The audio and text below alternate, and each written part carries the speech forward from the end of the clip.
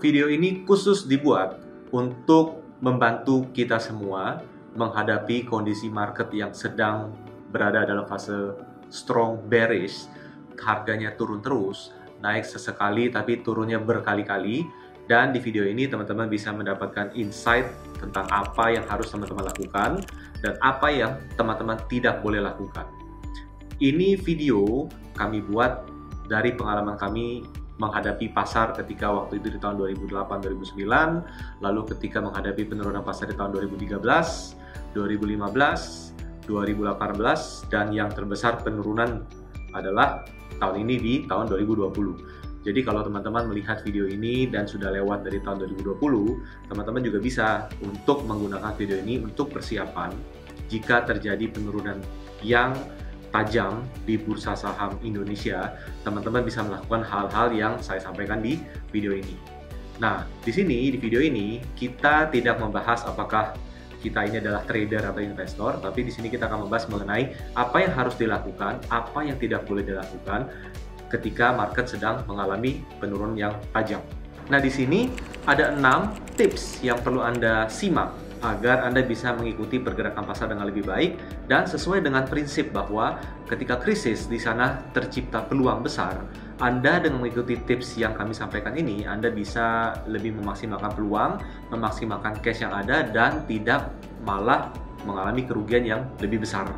Nah, 6 tips ini apa aja? Yang pertama adalah hindari average down yang berlebihan. Average down pada dasarnya adalah aktivitas membeli saham yang sama ketika harga turun terus-menerus. Nah, ini boleh dilakukan jika saham tersebut berkualitas bagus dan tren jangka panjangnya itu memang uptrend. Tidak dalam kondisi sekarang di mana tren jangka panjangnya ini turun, downtrend, jangka menengah turun, jangka pendek turun. Nah, Anda jangan gegabah melakukan average down. Karena apa? Dengan melakukan average down terlalu sering, apalagi mengikuti feeling, wah ini sudah murah, ini sudah turun 30%, 40%, akhirnya cash yang Anda miliki, yang tadinya bisa untuk membeli di harga yang lebih baik, malah udah terlanjur dibelikan saham, dan ujung-ujungnya nyangkut. Ujung-ujungnya nyangkut adalah akhirnya apa? Akhirnya nanti ketika pasar balik arah, Anda sekedar nunggu balik modal, nunggu balik ke average price. Nah, ketika sudah balik ke average price, naik sedikit dari average price Anda dan Anda takut, ujung-ujung Anda jual. Akhirnya apa? Naik sedikit dijual, turun banyak disimpan terus, ditambah terus. Naik sedikit dijual, turun banyak ditambah, disimpan terus. Itu bukan kunci portfolio yang ideal dalam kondisi apapun. Kondisi bagus, kondisi jelek, naik dikit dijual, turun banyak di hold adalah strategi yang sangat amat tidak baik. Jadi yang pertama adalah jangan terburu-buru average down. Jadi kita jangan sampai merasa udah murah, beli deh. Udah murah, beli deh. Udah murah, beli deh. Nah, itu sangat berbahaya. Jadi kita harus tahu kapan kita harus masuk dan cara masuk itu seperti apa. Nah, yang kedua adalah jangan ikut-ikutan beli ketika harga rebound. Jadi, teman-teman harus ingat, ketika market bearish, market strong downtrend, harganya turun terus-menerus, itu kadang bikin orang frustrasi. Frustrasi kenapa? Seminggu harganya turun terus, 2 minggu harganya turun terus, IHSG turun 10%, saham saya turun 30%. Nah, ketika Anda sudah melihat ada rebound sehari mungkin 5%, 10%, jangan terpancing untuk beli, jangan ikutin untuk beli. Karena apa? Sangat wajar rebound tinggi ketika setelah mengalami penurunan yang tajam. Nah, rebound bukan berarti balik arah. Rebound berarti hanya mantul sesaat. Nah, kalau Anda sekedar ikut-ikutan, ada saham yang hijau Anda beli, ada saham yang hijau Anda beli, ujung-ujungnya Anda membeli saham terlalu banyak, terlalu terburu-buru, dan akhirnya teman-teman nggak tahu kapan strategi jualnya, bagaimana saya jualnya. Nah, itu akan berbahaya. Kenapa? Karena barang lama sudah nyangkut, barang yang baru dibeli, mungkin sekali, 2 kali rebound, teman-teman berhasil jual untung. Tapi ketika beli yang ketiga kalinya ketika fase rebound, teman-teman ternyata membeli di akhir rebound dan harga turun lagi. Akhirnya apa? Modal lama sudah nyangkut, modal baru nyangkut lagi. Ingat ya, jangan buru-buru ikut-ikutan beli ketika rebound. Nah, sekarang yang ketiga, tipsnya apa? Yang ketiga adalah jangan terlalu banyak melihat berita. Berita itu ada karena diciptakan. berita itu ada karena memang itulah fungsi dari media. Nah, kita jangan sampai kita terlalu terombang-ambing oleh berita dan pada akhirnya kita jadi bingung sendiri. Tadinya saya sudah yakin A, tapi jadinya nggak yakin. Jadi saya pikirkan B. Tadi saya sudah mulai yakin B, tapi jadi nggak yakin. Akhirnya saya cari C, D, E, sampai Z, sampai ZZ. Nah, Anda harus tahu, ketika kita tidak punya pendirian, ketika dalam hati kita, ketika dalam prinsip metodologi kita tidak punya pendirian, kita akan mudah terombang-ambing dari berita, dari orang lain, dari harga yang rebound, dan lain sebagainya. Jadi, untuk berita, fokusnya apa? Fokusnya adalah melihat berita sebagai gambaran besar kondisi apa yang sedang terjadi di sekitar kita. Tapi, setelah kita melihat berita, kita harus tahu saham yang saya pantau, yang saya ingin beli di momen seperti ini, apa aja. Nah, pastikan Anda mengerti cara memilih saham yang bagus. Nanti teman-teman bisa lihat videonya, ciri-ciri saham yang layak untuk diinvestasikan atau ditabung. Nah, ketika teman-teman sudah menemukan saham apa, nah, fokus pada berita perusahaan tersebut dan fokus pada teknikal perusahaan tersebut. Karena Anda mau trading atau mau investing, jangan beli di harga tengah-tengah dong, harga tanggung, tinggi tidak, rendah tidak. Nah, dengan menguasai teknikal berbasis trend following, teman-teman bisa mengetahui ini kira-kira momen di mana saya sudah mulai bisa masuk saham yang saya inginkan di harga yang murah dengan sistematis dan tidak lagi terombang-ambing oleh berita lah, kata orang lah, harga rebound lah, dan sebagainya. Jadi itu yang ketiga, yaitu jangan terlalu membaca banyak berita. Yang keempat apa? Ini kadang yang paling susah. Yang keempat adalah feeling. Jangan terlalu berpaku pada feeling. Karena apa? Feeling kita muncul atas ketakutan ataupun keinginan kita untuk membeli. Kalau kita pengen beli, kita pasti feelingnya udah murah. Ketika kita belum mau membeli, kita pasti feelingnya ini masih bisa turun lagi. Nah, jangan pernah mengandalkan feeling. Karena apa? Market itu tidak kenal kita tidak kenal dia. Kalau teman-teman berhubungan dengan orang tua kita atau dengan sanak saudara kita, boleh kita pakai feeling. Kenapa? Kita sudah mengenal mereka. Tapi kalau kita menghadapi market yang tidak kita kenal dan dia tidak kenal kita, jangan pernah mengandalkan feeling. Nah, feeling bisa dieliminasi jika apa? Feeling bisa dieliminasi jika teman-teman tahu apa yang teman-teman lakukan.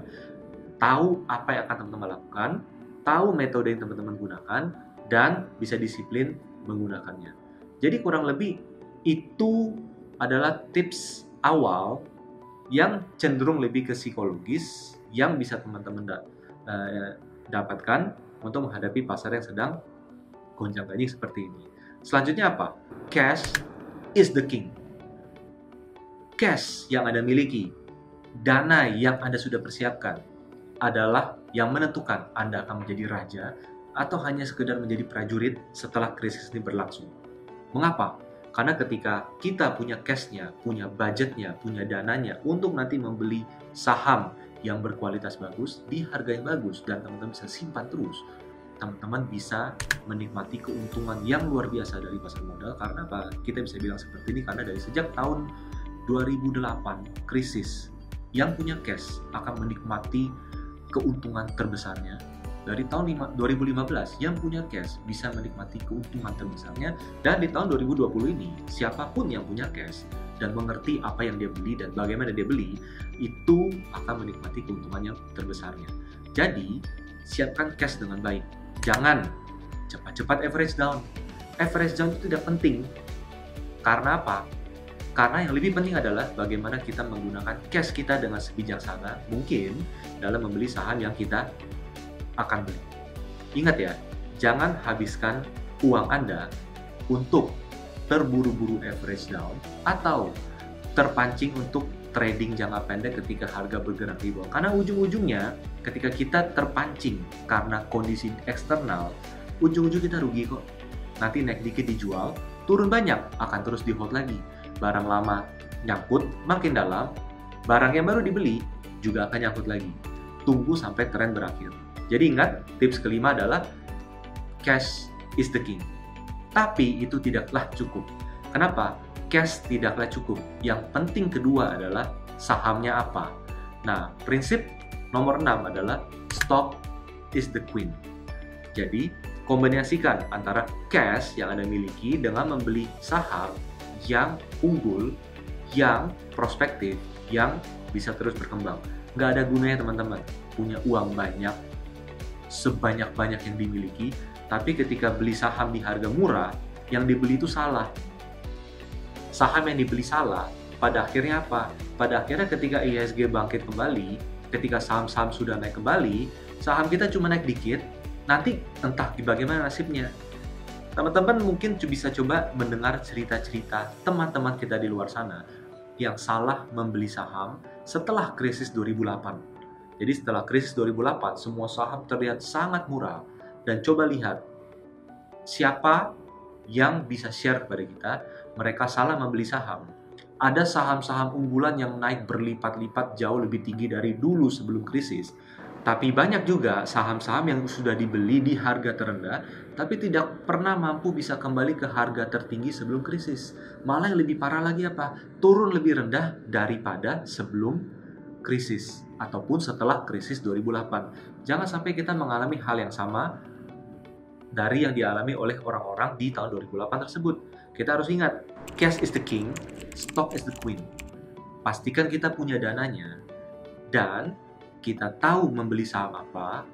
Dan teman-teman lihat di 4 tips pertama tadi adalah jangan terburu-buru average down, jangan terburu-buru beli, jangan terpancing karena harga rebound Anda menjadi membeli, jangan mengandalkan feeling terlalu banyak, dan yang terakhir adalah jangan terlalu memusingkan berita-berita yang ada. Jadi Anda harus lebih fokus pada informasi public expose ataupun fakta-fakta dari saham perusahaan yang memang dari awal Anda ingin beli.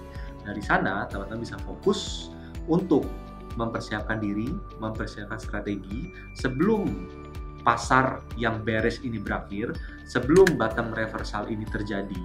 Bottom reversal itu bukan berarti rebound ya. Bottom reversal itu berarti benar-benar saham sudah tidak bearish lagi. Nah, ketika waktu sudah datang, teman-teman bisa membeli saham yang teman-teman incar dengan sistematis, dengan disiplin dan konsisten. Dan pada akhirnya ingat selalu, kalau kita sudah benar beli sahamnya menggunakan uang yang sudah kita sediakan, jangan naik sedikit dijual. Karena ketika naik sedikit dijual, ujung-ujungnya apa? Gak perlu nunggu harga saham murah. Kapanpun kondisi naik sedikit dijual, teman-teman bisa lakukan. Gak perlu kumpulkan uang terlalu banyak. Karena apa? Ya ujung-ujung juga naik sedikit dijual.